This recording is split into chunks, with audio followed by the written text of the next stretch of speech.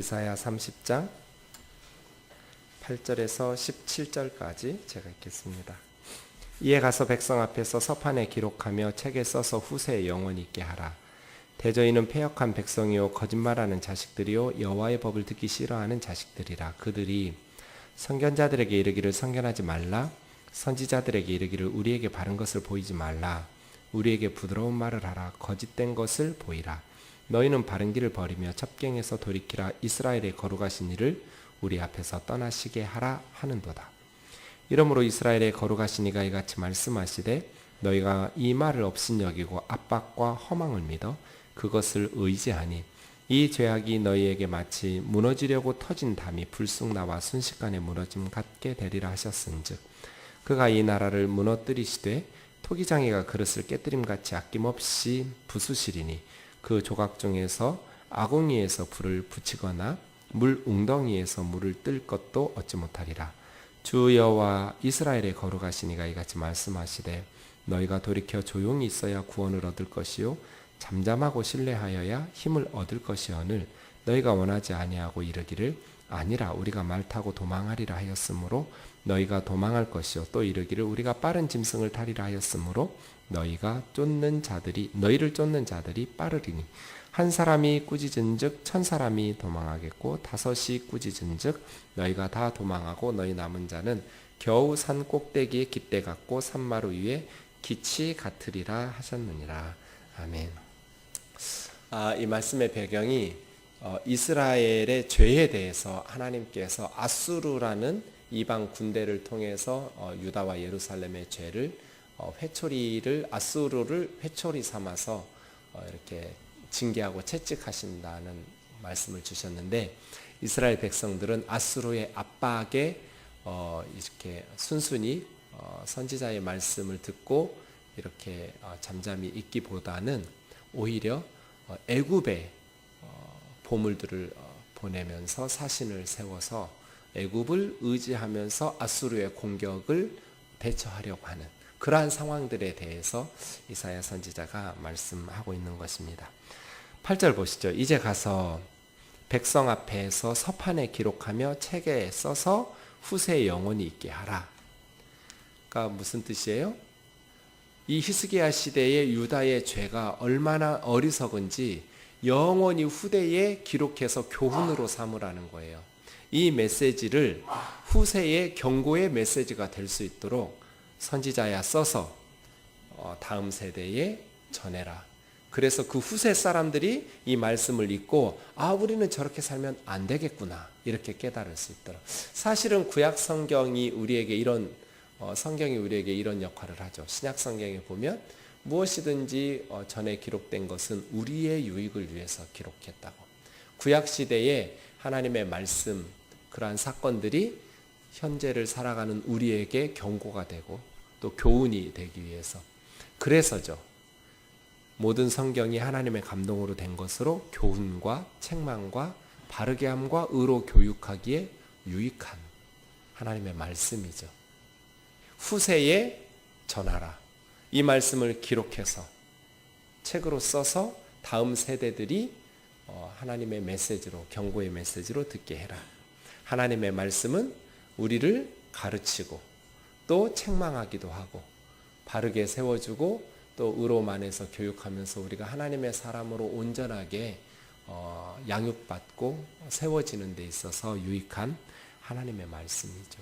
성경을 읽을 때 그냥 단순히 구약에 이런 일이 있었구나 하고 신약 시대도 이제 우리는 마찬가지죠. 네, 성경 시대에 이런 일이 있었구나 하고 지식적으로 머리에서 끝나는 것이 아니라 언제나 신앙생활은 머리로 시험 보는 필기 시험 아니고 구체적인 삶 속에서 시험을 보는 실기거든요. 필기가 아니에요. 신앙생활은. 그렇죠? 그러니까 성경의 말씀을 이렇구나 하고 머리로 이렇게 이해하고 성경 퀴즈 대회는 잘 맞추는 그게 중요한 것이 아니라 삶 속에서 이 말씀이 우리에게 교훈과 경고가 돼야죠. 우리를 가르쳐주고 이렇게 살면 안 되겠구나 또 책망하기도 하고 또 가르치면서 인도하는 그런 말씀이 되는 것이죠. 성도들이 배울 마음이 없어요. 문제는 이거예요. 이스라엘 사람들이 하나님의 말씀을 배웠잖아요. 어려서부터. 그렇죠? 말 배우면서부터 하나님의 말씀을 가지고 교육을 받는단 말이에요. 성경 교육을 받죠, 유대인들이. 그런데 성경을 보세요. 이스라엘 백성들이 하나님의 말씀대로 살아가는지, 후세대들을 위해서 하나님의 말씀을 책에 써서 기록하고 갓난아이일 때부터 그 말씀을 읽는데 하나님의 백성답게 살지를 않아요. 문제가 뭘까요? 왜 어려서부터 그렇게 열심히 성경 공부하고 날마다 예배드리고 기도하는데 왜 삶이 엉망일까요? 그 다음 9절이에요. 대저 이는 세 가지로 말해요. 이스라엘 사람들을. 패역한 백성이요, 거짓말하는 자식들이요, 여호와의 법을 듣기 싫어하는 자식들이라. 패역이라는 말, 지난 시간에 말씀드린 것처럼 패차가 그 어그러질 패예요. 바른 길을 벗어난, 역은 반역하다, 거스르다 그런 뜻이죠. 그러니까 하나님의 바른 말씀을 어그러진 길로 삐뚤어고 왜곡시키면서 반항하는, 그래서 사라르라는 이 패역이라고 번역된 이 단어는 거역하다, 배반하다, 저항하다, 반항하다, 완고하다 뭐 그런 뜻이에요. 그러니까 이스라엘 백성들은 하나님과의 언약을 저버리는, 완고하고 반항하는 그러한 배약하는 백성들이에요. 하나님의 말씀을 거부하는 거예요. 하나님과 맺었던 언약을 깨뜨리고 패역한 백성이에요. 바른 길에서 벗어나요. 어그러진 삐뚤어진 길을 고집해요. 거짓말하는 자식들. 저는 우리 아들 키울 때 두 가지만 때렸거든요. 거짓말할 때, 엄마한테 함부로 할 때. 아빠한테 함부로 할 때는 어떻게 했냐고 묻는데 저는 봐줬어요. 아빠한테는 함부로 해도 괜찮아요. 엄마한테 함부로 해서는 안 되는 이유는 세상에서 너를 제일 사랑하는 사람이 네 엄마니까. 자기를 가장 사랑하는 엄마를 가슴 아프게 하면 안 된다. 문제 제기는 할 수 있지만 소중히 여겨라. 엄마한테 함부로 하면 저한테 혼났어요. 그리고 거짓말하지 마라.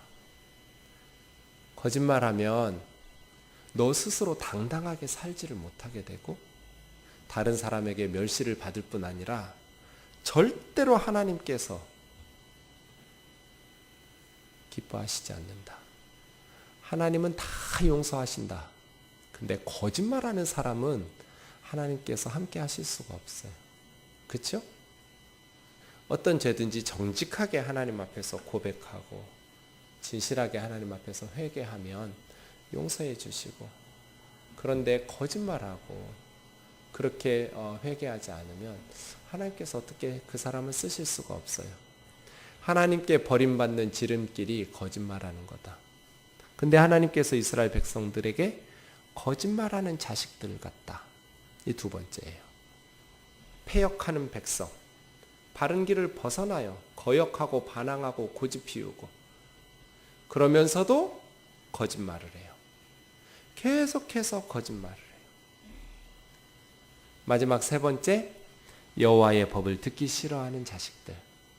왜 이스라엘 백성들이 패역할까요? 왜 바른 길을 버리고 어그러진 길을 고집할까요? 왜 그렇게 자꾸 거짓말을 할까요? 마지막 세 번째가 핵심적인 죄예요. 하나님의 말씀을 듣기 싫어해요. 하나님의 법을 듣기 싫어하니까 패역하고 거짓말하는 것이죠. 패역하고 거짓말하면서 살다가도 하나님의 말씀을 사모하고 하나님의 말씀을 즐겨 들으면 바른 길로 돌아오겠죠. 그죠? 그런데 하나님의 법 듣기를 싫어해요. 하나님의 말씀 듣기를 싫어하니까 고칠 방법이 없어요. 그래서예요. 사랑하는 형제 자매 여러분, 사탄이 제일 싫어하는 게 뭐겠어요? 어떤 사람이 사탄의 나라에 가장 위험하겠어요? 하나님의 말씀의 사람이에요. 기도하라고 할 것 같아요. 제가 사탄이라면. 기도 열심히 해. 봉사 열심히 해. 선교, 헌금 다 많이 해.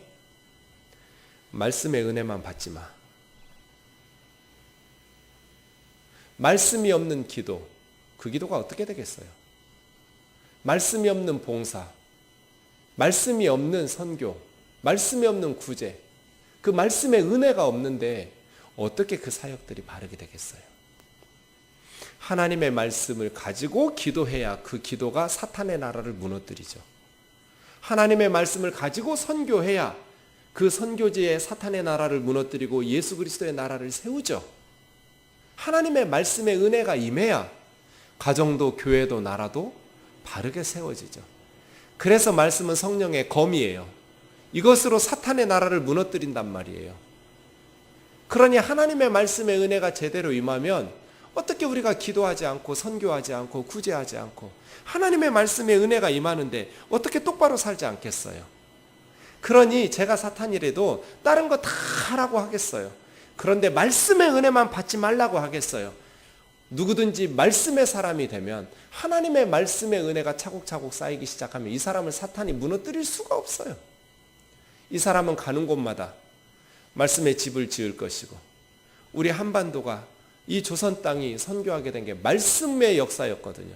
선교사님들이 와보니 벌써 언더우드가 광화문에 왔더니 50명, 100명씩 세례달라는 거예요. 아직 복음 전하지도 않았는데 이 사람들이 어디서 알고 이렇게 예수 믿는다고 세례를 달라고 하는가 봤더니 선교사들이 오기 전에 이미 말씀이 먼저 왔어요. 조선 땅에. 중국에서 성경 번역해가지고 보따리 장수들이 구석구석마다 성경을 들키면 죽는 거예요. 그런데도 숨겨가지고 골짜기마다 다니면서 하나님의 말씀을 전했어요. 권서인이라고 그래요. 권하는 서, 성경, 책을 권하는 사람들. 성경을 팔기도 하고 가르치기도 하고. 하나님의 말씀이 임하니까 이 땅이 변화될 수밖에 없죠. 5,000년 우상 숭배가 사라지고 교회들이 세워질 수밖에 없죠. 말씀이 임하니까. 말씀의 은혜가 임하는 곳에 성령의 역사가 임하고. 그래서예요. 오늘날 한국교회가 다시 회개하고 부흥하는 방법이 뭐겠어요? 말씀의 은혜를 사모하고 하나님의 말씀이 바르게 선포되고 말씀이 바르게 가르쳐져야 돼요. 아무리 많은 기독교 사역을 하고 좋은 건물들을 짓고 많은 숫자가 모여서 집회들을 해도 우리 한 사람 한 사람이 하나님의 말씀을 사모하고 하나님의 말씀이 차곡차곡 쌓이면서 그 말씀에 의해서 영적으로 자라나지 못하면 한국교회는 소망이 없어요. 그래서예요. 9절에 이 세 가지 이스라엘 백성들에 대한 책망 중에 핵심은 세 번째예요. 패역한 백성, 거짓말하는 자식들. 그런데 이 모든 것이 하나님의 법을 듣기 싫어하는 자식들. 여호와의 법을 듣기 싫어하는 자녀들. 하나님의 말씀 듣기 싫어해요. 여러분 어떠세요? 최근에 한국교회 설교가 짧아졌어요. 아예 대놓고 15분, 주일 오전 설교를 15분 이상 하지 마라. 그렇게 권면하기도 해요. 일주일에 한 번 나와서 예배 드리는 성도들이 많은데 15분 설교 들어서 성경을 해석하고 적용하고 그렇게 말씀을 들을 수 있을까? 가톨릭 미사 가보세요. 가톨릭의 미사에 가보면 말씀 전하는 시간이 5분, 길어야 10분이에요. 매번 미사 때마다 성찬식 하는 시간들이 기니까 성찬식은 훌륭한 예식이고 우리에게 전달하는 메시지이지만 설교하는 시간이 짧으니 신부님이 아무리 실력이 있어도 그 성경 본문을 해석하고 설명할 시간이 없어요. 5분 설교하는데 어떻게 그냥 귀에 들을 만한 교훈적인 좋은 얘기하고 끝나더라고요.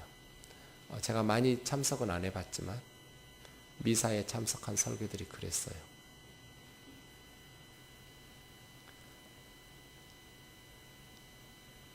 우리 목사님 설교가 너무 길어. 그 생각이 없어야 돼요. 길다 짧다라는 생각 자체가 그냥 말씀 속에 흠뻑 빠져들어가지고 성경 배우는 말씀의 그 맛이 너무나 달고 꿀송이처럼 그 은혜들을 사모해서. 근데 똑같이 설교해도 어떤 분들은 너무 은혜 받고 좋았다고 말씀하시고, 어떤 분들은 너무 길고 지루했다고 말씀하세요. 똑같이 예배드리고 똑같이 말씀을 전해도 그래요. 그래서예요, 여러분이 늘 사탄의 전략을 깨우치셔야 돼요. 사탄은 하나님의 말씀의 은혜를 듣는 일에 있어서 제일 좋은 게 뭐예요? 목사 꼴보기 싫으면 목사 설교에 은혜 받기 어려워요. 그죠? 목사가 싫은데 어떻게 그 목사의 설교가 은혜를 받을 수 있겠어요? 저와 여러분 관계가 좋아야 돼요. 좀 저한테 서운하고 그러신 거 있으면 저한테 오셔서 풀어야 돼요. 제가 무릎 꿇고 빌 테니까. 그래야 말씀의 은혜를 받죠. 교회는 봉사하는 곳 아니에요. 여러 가지 사역하는 곳 아니에요. 예배가 중심이고 하나님 말씀 듣고 그 다음에 사역을 해야지. 그게 바른 사역이 되고 하나님 기뻐하시는 공동체가 되겠죠. 그래서요, 이 말씀, 왜 이스라엘이 패역했는가? 왜 이스라엘이 계속 거짓말하면서 살았는가? 왜 하나님의 심판을 받을 수밖에 없었는가? 핵심은 여호와의 법 듣기를 싫어하는, 말씀을 듣기 싫어했기 때문이에요. 자, 이제 그 다음 구절 보세요. 어떻게 말씀 듣기를 싫어했는지 정말 기가 막혀요. 그들이 선견자들에게 이르기를 선견하지 마라. 말씀 전하는 사람들에게 말씀 전하지 말라는 거예요. 어떤 식으로 말씀 전하지 말라고 했냐면, 우리에게 바른 것을 보이지 말라. 우리에게 부드러운 말을 하라. 거짓된 것을 보이라. 너희는 바른 길을 버리며 첩경에서 돌이키라. 이스라엘의 거룩하신 이로 우리 앞에서 떠나시게 하라 하는도다. 그러니까 선지자들에게 이건 말씀 전하지 말란 뜻이에요. 어떻게 하라는 거예요? 바른 것을 보이지 마라. 부드러운 말을 하라. 거짓된 것을 말하라. 정직한 메시지 전하지 말라는 거예요. 회개하라는 소리, 그런 소리 좀 그만하라는 거예요. 그리고 우리에게 부드러운 말 좀 하라는 거예요. 일주일 동안 세상 살다가 힘들게 교회 왔는데 일주일에 한 번 주일 예배 나왔더니 또 목사님이 회개하라고 그 부담스러운 설교를 하냔 말이에요. 부드러운 말 좀 하라는 거예요. 위로하고 격려하고 좀 축복의 메시지를 전하고 부드러운 말. 거짓된 것도 괜찮으니까 좀 우리에게 힘을 달라는 것이죠. 이게 말씀 전하지 말라는 말이잖아요. 여호와의 법을 듣기 싫어하는 자식들이라. 하나님의 법을, 아버지의 말씀을 듣기 싫어해요, 자녀들이. 하나님 아버지의 말씀을 듣기 싫어하는데 말씀을 전하는 선지자들에게 바른 것 전하지 말라고, 부드러운 얘기 해달라고, 거짓된 것을 보이라고, 그러면서 당신들도 바른 길 버리고 첩경에서 돌이키라고, 영적인 궤도를 이탈하라고 촉구하는 거잖아요. 상상할 수도 없는 일이에요. 주의 종들에게 말씀을 전하는 선견자들에게 바른 길을 버리라고, 그 길 좀 버리라고, 그렇게 하면 교회 망한다고. 첩경, 이 첩이라는 건 이길 첩자, 경자가 바를 경, 지름길을 갈 그 경자예요. 그러니까 바른 길, 지름길로 가는 길, 첩경이에요. 첩경. 네, 곧은 길, 바른 길. 원문에 보면 단순히 그냥 길이에요. 길.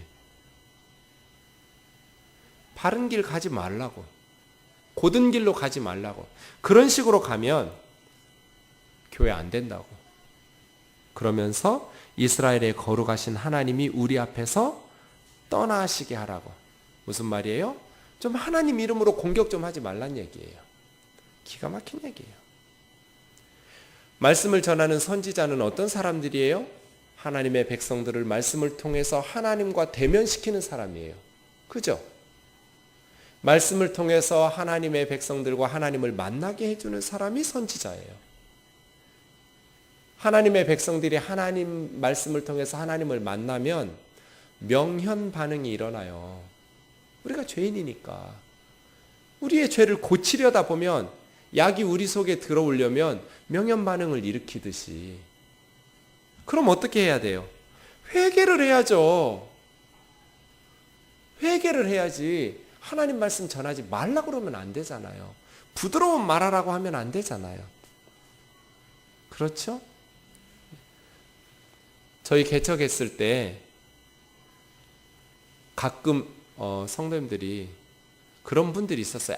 아주 드물게 저를 협박해요. 은근히 협박해요. 성도님들이 목사에게 제일 큰 협박이 뭐겠어요? 교회 떠난다 이거예요. 그때 개척할 때 몇 명 안 되니까, 성도가 몇 명 안 되니까 한 성도가 귀하잖아요. 딱 보니 뭐 일할 사람도 없고 헌금할 사람도 없고. 그런데 젊은 목사가 말도 안 듣고, 그러니 마음 불편하시니까. 그래서 제가 뭐라고 대답할게요? 그게 좋을 것 같다고. 허걱하셨어요. 그 표정이 아직도 잊혀지지가 않아요.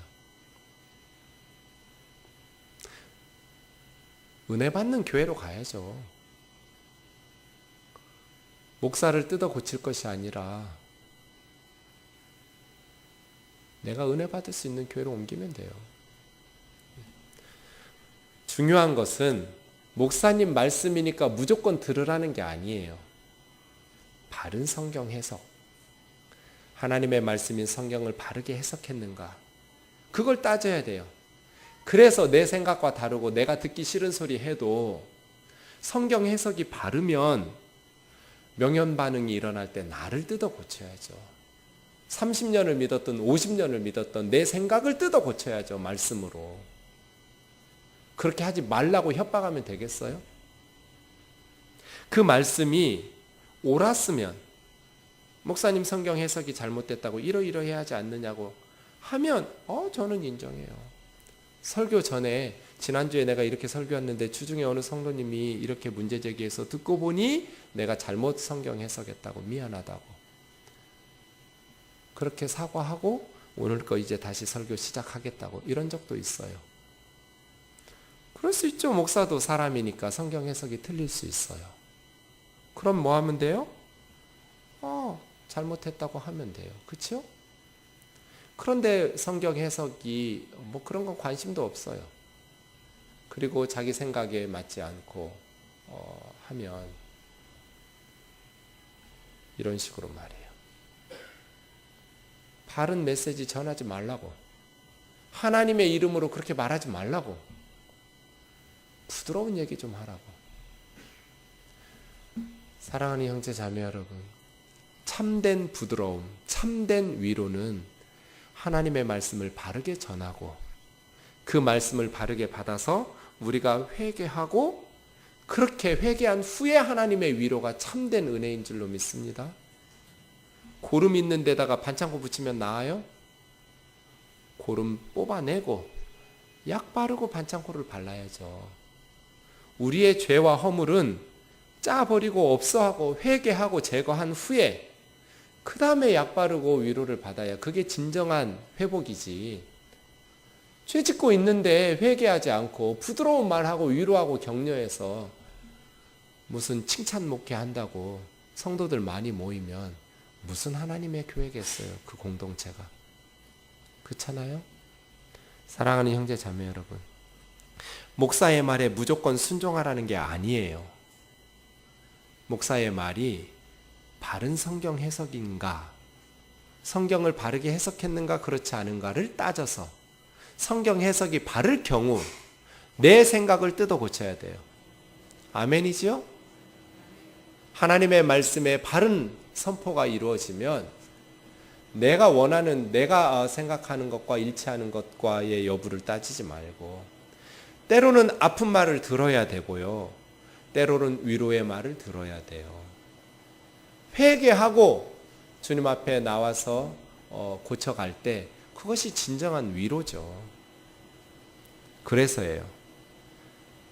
이스라엘 백성들이 왜 그렇게 패역하게 됐는가? 왜 아수르라는 군대에 의해서 회초리로 맞게 되었는가? 바로 여기 있었어요. 12절이요. 이러므로 이스라엘의 거룩하신 하나님께서 뭐라고 말씀하시냐면 너희가 이 말을 업신여기고 압박과 허망을 믿어 그것을 의지하니, 이 말은 선지자를 통해서 주시는 말씀, 하나님의 말씀이거든요. 구체적으로는 15절인데요. 잠시 후에 나올 거예요. 너희가 하나님께서 주시는 선지자의 말씀은 업신여기고 거부하고 압박과 허망을 믿어 그것을 신뢰하니. 압박과 허망을 믿었다는 건 뭘까요? 히스기야가 압박과 허망을 믿었어요. 예루살렘 정가의 리더들이 아수르가 쳐들어오는데 이사야 선지자를 통해서 주시는 하나님의 말씀은 버리고 압박과 허망을 믿었다는 건 무슨 뜻일까요? 이 압제는 아수르가 쳐들어오니까 예루살렘 근처에 그 마을들을 다 없앴어요. 그리고 군사적 요새로 만들었어요. 거기에 거주하던 백성들을 다 예루살렘 도시 안으로 불러들이거나 다른 지역으로 이주시키고 그 집들을 허물어가면서 군사적 요새로 세웠어요. 이것이 압박이에요. 백성들의 전토를 빼앗고 노역을 동원해서 요새화한 거예요. 군사적 요새화. 이게 압박이에요. 허망은요, 애굽 믿은 거예요. 헛된 것. 정도에서 벗어난 거예요. 그러니까 아수르의 공격에 대비해서 민가를 허물고 요새화 작업을 하면서 강제 노역을 하는 압박과 또 애굽의 군대들을 요청하면서 너희를 도와주지도 못하는 그 허망한 것들을 의지하고 신뢰했다는 거예요. 하나님의 말씀은 업신여기고 자신들이 생각하는 세상적인 방법만 믿고 신뢰했다는 것이죠. 이 죄악 말이에요. 이 죄악. 이 마치 13절이요.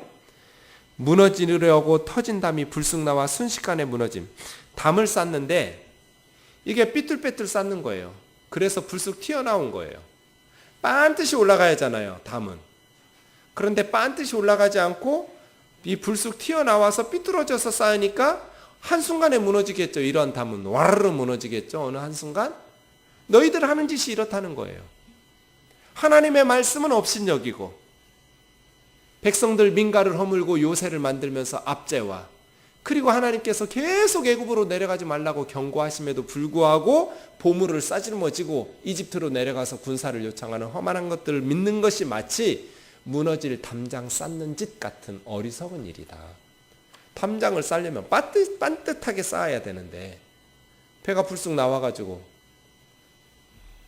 터지려고 불쑥 튀어나온 담장이 순식간에 허물어지는 것처럼 너희는 그렇게 어리석은 일을 쌓고 있다. 두 번째 비유요. 하나님께서 토기장애가 질그릇 깨뜨린 같이 아낌없이 너희를 부숴버릴 것이다. 너희 이 죄 때문에 이 죄악이 너희에게 마치 무너지는 담처럼 그리고 토기장애가 부서뜨리는 파쇄하는 질그릇처럼. 그런데 얼마만큼 부숴버리냐면요. 그 조각 중에서 아궁이에서 불을 붙이거나 웅덩이에서 물을 뜰 것도 얻지 못하리라. 너무나 잘게 부서지니까 물을 뜨지도 못하는 거예요. 그 그릇으로는. 그렇게 조각조각 부서질 거라는 거예요. 근데 불을 붙인다. 이 깨뜨려진 질그릇 조각으로 불을 붙인다고 번역한 게 이게 좀 문제가 있어요. 조각에다가 무슨 불을 붙이겠어요. 이 붙인다고 번역된 말은 하타라는 말인데 원래 취하다예요. 그러니까 아궁이에서 불 같은 거 있으면 그걸 취해서 담아서 옮기는, 그러지도 못할 만큼 산산조각 날 거다. 불을 붙인다기보다는 아궁이에 있는 불을 옮기기 위해서 뭐 재나 숯이나 이러한 것들을 옮기지도 못할 만큼 잘게 부서질 거다. 그런 의미로 해석해야 돼요. 네. 그렇게 산산조각 내실 것이다. 그런 뜻이죠. 15절이요. 그러면 선지자를 통해서 이스라엘 백성들에게 주신 하나님의 말씀은 뭐였어요? 우리 같이 읽어봐요. 15절이요. 시작.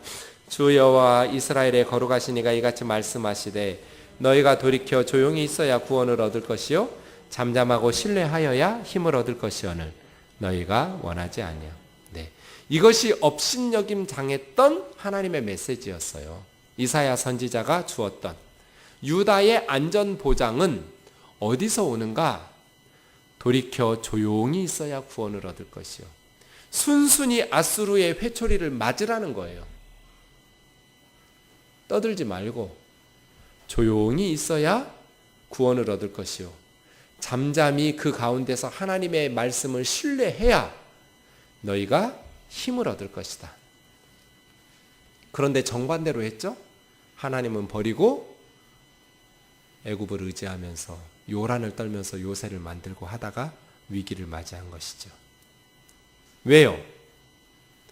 이스라엘이 군사적 위기에 처하면 하나님의 백성으로 언약 맺은 언약 백성이잖아요.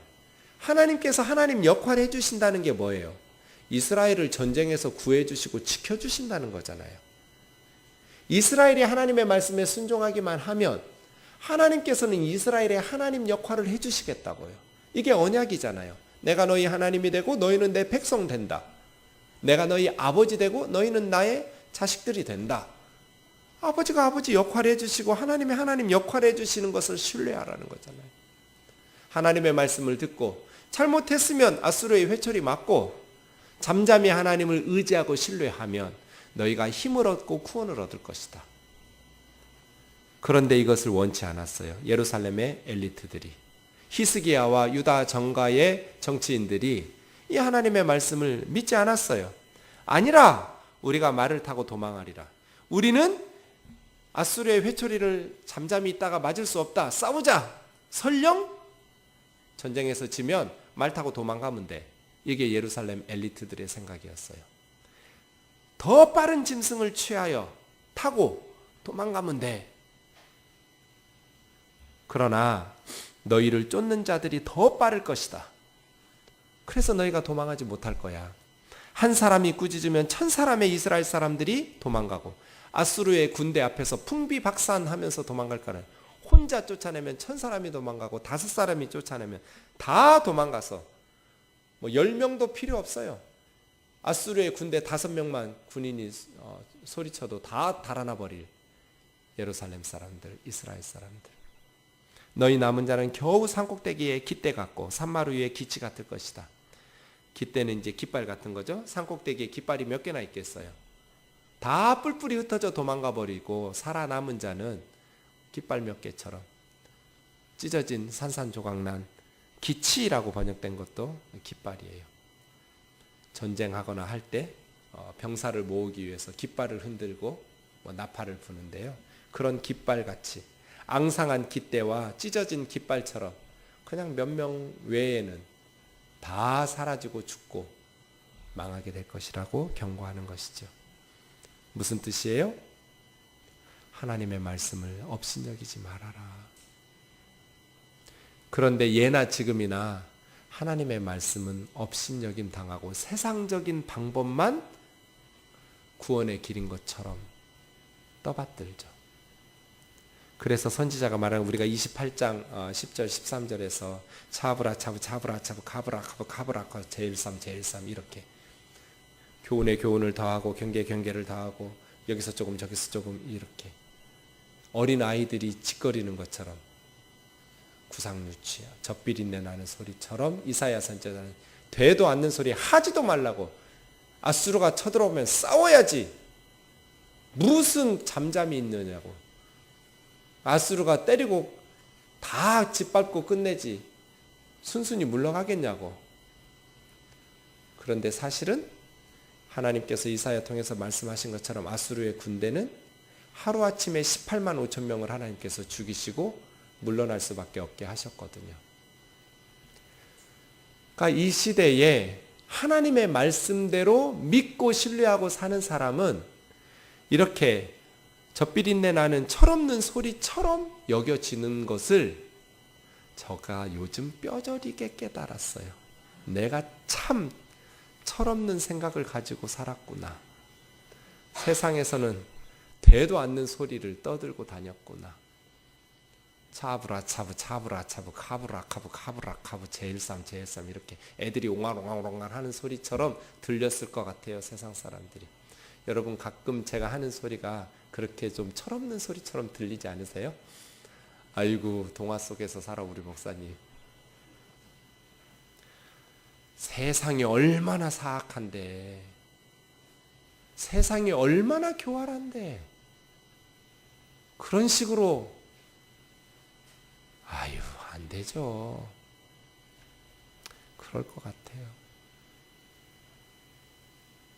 세상에서 하나님의 말씀, 하나님 지금도 살아계신다고, 지금도 하나님은 우리 가운데 역사하시고, 하나님께서 그렇게 정직하고 순수하고 어린아이처럼 하나님 신뢰하고 그렇게 착하게 살면 하나님께서 함께 하셔서 모든 일을 형통하게 하신다고 이렇게 말하면 그냥 철없는 소리 취급당하기 딱 좋죠. 머리를 써야 되고요. 밀당을 해야 되고요. 그렇게 생각하는 거죠. 이사야를 통해서 전해주신 하나님의 메시지는 업신여김 당했어요. 그냥 업신여김 당한 것이 아니라 어린아이들 옹알거리는 소리처럼 무시당했어요. 철없는 소리, 젖비린내 나는 소리. 그리고요, 기껏 한다는 것이 민가 허물고 압제하면서 백성들 노동력 착취해서 요새 만들고 애굽의 보물, 왕궁과 성전의 보물 다 긁어가지고 애굽으로 보내면서 군대 좀 보내달라고. 하나님은 신뢰하지 않고 세상적인 방법만 가지고 있었어요. 그래서 하나님께서는 기록해라, 후세에 전해라, 그들의 죄악을 후대의 경고의 메시지로 삼으라 하고 이렇게 기록해 주셨어요. 이사야서를. 그런데 지금 교회도 그리스도인들도 세상적인 방법들을 신뢰하지 하나님의 말씀을 신뢰하지 않아요. 애굽을 더 의지하고 자기들의 힘으로 쌓아둔 요새를 만들지. 교회가 있어야 될 곳은 어디예요? 광야. 요한계시록에서 가르쳤잖아요. 교회가 하나님께서 예비하신 양육의 장소, 광야. 광야는 사람이 살 수 없는 생존 불가능 지역이에요. 너무나 광활한 가도 가도 끝이 없는 모래사막이에요. 우리 인생이 그렇죠? 광야 같아요. 언제 끝날지 모르겠는. 게다가 물이 없어요. 건조한 땅이에요. 게다가 불뱀과 전갈이 있는 위험한 땅이에요. 끝없이 넓다. 물이 없다. 생존에 반드시 필요한 물이 없는 곳. 게다가 불뱀과 전갈이 있는 위험한 곳. 우리 인생이 그렇지 않나요? 그 광야가 교회가 있어야 될 곳이에요. 그런데 그 광야는 하나님의 말씀이 주어지고 하나님께서 만나와 메추라기를 날마다 공급해 주시고 반석에서 물을 터뜨려서 목말라 죽지 않게 하시는 40년 광야 생활에 이스라엘 백성들이 굶어 죽은 사람 하나도 없어요. 목말라 죽은 사람도 하나도 없어요. 불순종해서 죽었지. 말씀대로 순종하면 광야가 생존 불가능한 것 같지만 하나님의 은혜가 임하고 하나님께서 불기둥 구름기둥으로 인도하시고 십계명 주시고 율법 주시고 하나님의 말씀 가르쳐 주시는 곳이 광야예요. 교회가 있어야 될 것은, 전심으로 교회가 붙들어야 될 것은 하나님이거든요. 광야니까 하나님이 돕지 않으시면 미안하다, 내 깜빡 잊었다 하면 광야에서는 굶어야 돼요. 신앙생활은, 교회는 그런 곳이거든요. 하나님께서 예비하신 곳, 양육하고 훈련하기 위해서 예비하신 곳, 광야. 그런데 교회가, 한국 교회가 예전에는 광야였어요. 일제시대에 처음 복음을 전했을 때 광야였어요.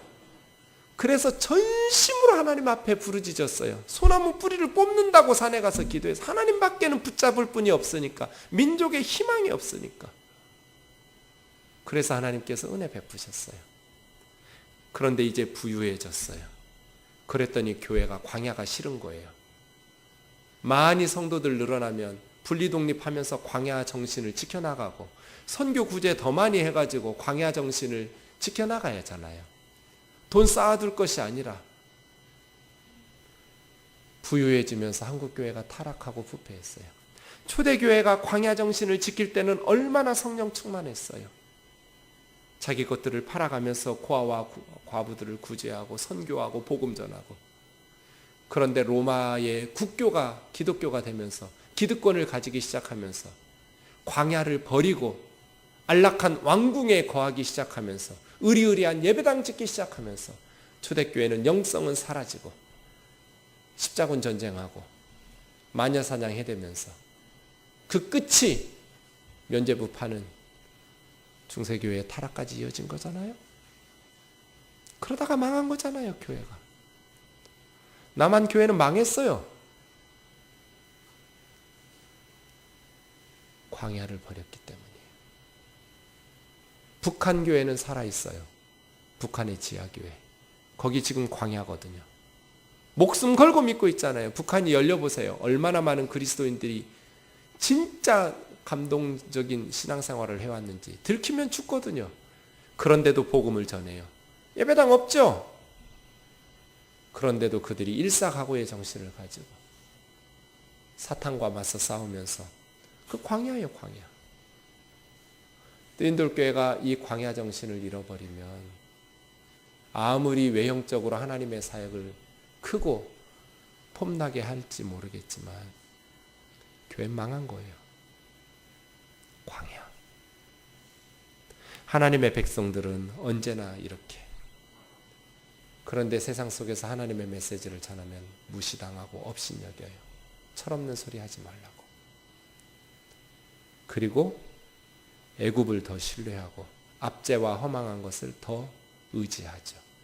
사랑하는 형제자매 여러분, 열심히 실력을 기르면서 사세요. 그러나 여러분의 가정이 광야의 정신을 잃어버리면 풍요 속에 여러분의 영성은 다 죽어. 겉으로는 형식적으로는 신앙생활 할 수 있는 것 같아도, 하고 있는 것 같아도 내적으로 영적으로는 생명력 다 사라진 채 습관적 예배와 형식적 신앙생활만 하시게 될 거예요. 하나님 신뢰하고 늘 하나님의 나라를 위해서 꿈꾸고 그렇게 선교하고 구제하고 하나님의 일을 위해서 헌신하고 희생하고 그렇게 하나님 의지하면서 멋지게 살다가 주님 앞에 섰을 때 착하고 충성된 종이라고 칭찬받을 수 있기를 주의 이름으로 축원합니다. 우리 찬송가 401장